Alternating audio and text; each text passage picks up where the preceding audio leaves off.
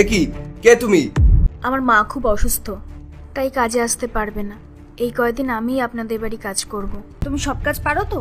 হ্যাঁ দিদি, আমি সব কাজ করতে পারি। এই মেয়ে, কি হচ্ছে এখানে? তোমার এখন কাজ করার সময়, আর তুমি এখানে বসে বসে বই পড়ছো? সকালেই আমি সব কাজ করে নিয়েছি। আসলে সামনে আমার পরীক্ষা তো, তাই আমি সুযোগ পেলেই বই খুলে পড়ে নিই। দেখো, তোমাদের মতো মেয়েদের না এসব মানায় না। তোমাদের জায়গা রান্নাঘরে, পড়ার টেবিলে না।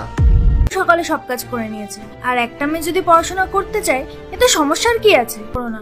আসলে তোমার দাদা না একটু এরকমই। দিদি, আমি ইউপিএসসির জন্য প্রিপারেশন নিচ্ছি। তুমি একদিন ঠিক সফল হবে। তুমি মন দিয়ে পড়াশোনা করো।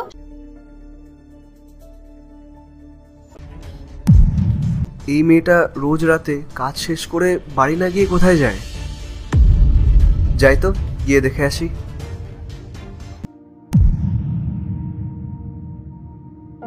এতদিন এই মেয়েটার চরিত্র নিয়ে আমি কথা বলছিলাম, অথচ এই মেয়েটা তার নিজের জীবন নিয়ে কত লড়াই করছে। এই নাও, এগুলো তোমার জন্য।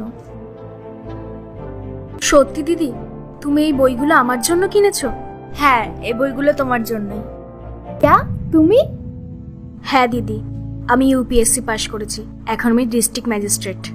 জিয়া, পারলে প্লিজ আমাকে ক্ষমা করে দিও। আমি তোমাকে অনেক উল্টোপাল্টা কথা বলেছি। জানতাম তুমি পারবে। দিদি, আপনি আমাকে সাহস দিয়েছেন। আপনার জন্যই আমি এই জায়গায়।